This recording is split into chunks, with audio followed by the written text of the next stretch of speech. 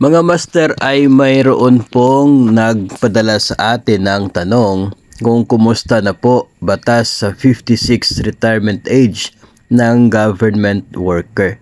Actually, wala pa, no? Wala pang batas para dyan sa 56 na retirement age. Sa ngayon ay pareho pa rin yung estado. Doon sa House of Representatives ay aprobado na nila. So, pasok na. Nakapasa na doon sa mga kongresista.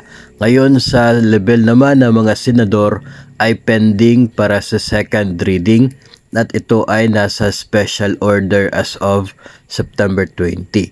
Ang ibig sabihin daw nito, kapag nasa special order ka ay nakahanay, no, na may parang may linya ng mga bills na siya pong tatalakayin para sa second reading.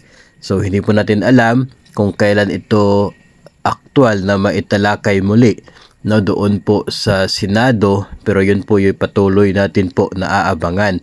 Kapag ito po ay mapag-usapan na nila and let's say makakapasa dito sa second reading, ay mapupunta na naman yan sa third and final reading. Ngayon, kung magkapasa na naman sa final reading, edi aprobado na po, no? Kung magkaiba yung version nila ng Kongreso, ay magkakaroon ng bicameral meeting, pero as I see it ay magiging pare-pareho yung laman, kasi yung binago lang naman ay yung edad na 60 at ginawang 56 para papayagan na mag-avail sa mga benepisyo kapag nagretiro kahit 56 pa lang. So walang magiging pagkakaiba sa dalawang version, ipapasa na yan doon sa Malacanang for signature of the President kung kanya pong gugustuhin. So yun po yung magiging proseso at yung atin pong inaabangan dito sa 56 na retirement age para sa mga government workers.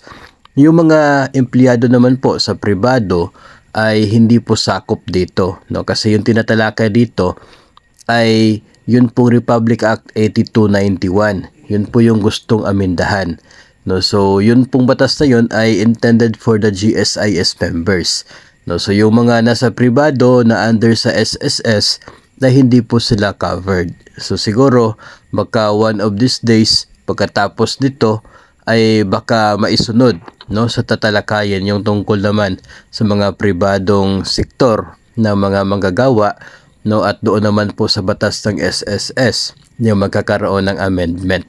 Sa ngayon ay itong tinitingnan po natin na bills na ongoing ay doon po intended para sa Republic Act 8291 para sa mga miyembro ng GSIS, kaya ito ay para sa mga government workers.